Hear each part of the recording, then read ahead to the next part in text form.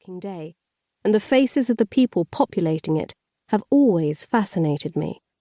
I've spent many hours studying them, wondering who they all were, and curiosity finally compelled me to try to find out. When I first began investigating their identities, I was surprised to discover that some of the names traditionally attached to the characters were wrong, while other obvious connections have been overlooked. My efforts to unearth each sitter's true story led me on a much longer and more exciting journey than I'd expected, through caches of court papers in London, Windsor, Oxford, and Suffolk. I found myself examining paintings at Buckingham Palace, gardens in Germany, and hitching lists from kind strangers in rural Hertfordshire. My adventures, both in and outside the archives, led eventually to this book. Those picked to sit for the staircase paintings were the most appealing, exotic, and memorable among the lower servants. Some of them possessed something rarer than rubies, the influence that came with access to the royal ear. Their colleagues included some of the oddest characters of the Georgian age: a dwarf comedian, a feral boy, a rapacious royal mistress, a mysterious turbaned Turk, bored if beautiful maids of honour. I've selected the stories of just 7 of them to illuminate the strange phenomenon of the Georgian court and to give a new perspective upon the lives of the kings, queens, and princes inhabiting the rarefied court stratosphere above their heads. While the monarchy was slowly sinking in status throughout the 18th century, the glamour of the court still attracted the pretty, the witty, the pushy, and the powerful.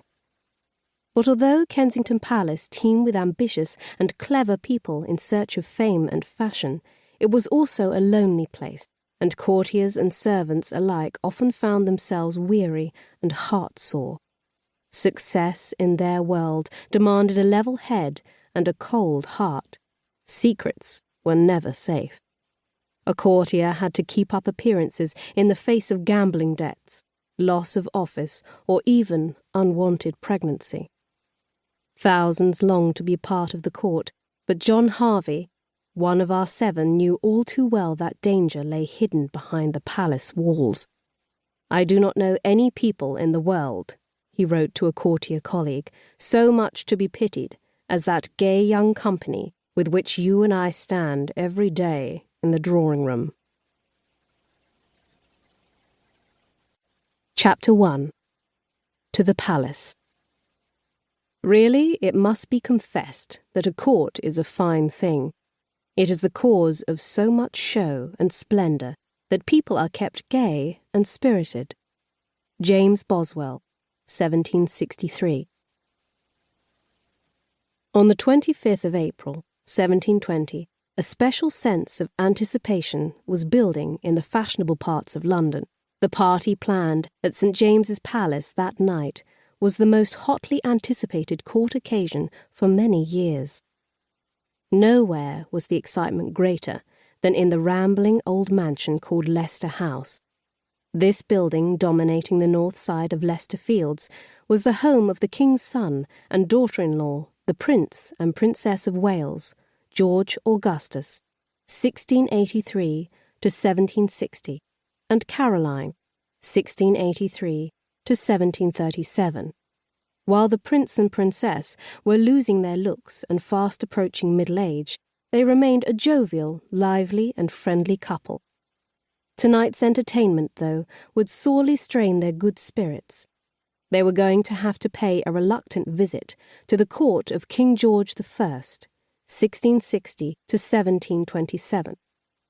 The late afternoon saw Prince George Augustus berating a clumsy servant as he struggled into an outfit of peacock splendour. He aimed to be always richly dressed, being fond of fine clothes. Bad-tempered, full of bluster, fond of music and of fighting, this prince will become best known as George II, the last British king to lead troops in person upon the battlefield. He struts through Britain's history books like a kind of tin-pot dictator, brusque, pompous, and a little bit ludicrous. Despite his tantrums, though, he deserves at least a pinch of sympathy. to keep listening to this audiobook. I've left you a link in the description so you can do it, at no cost thanks to Audible's 30-day free trial.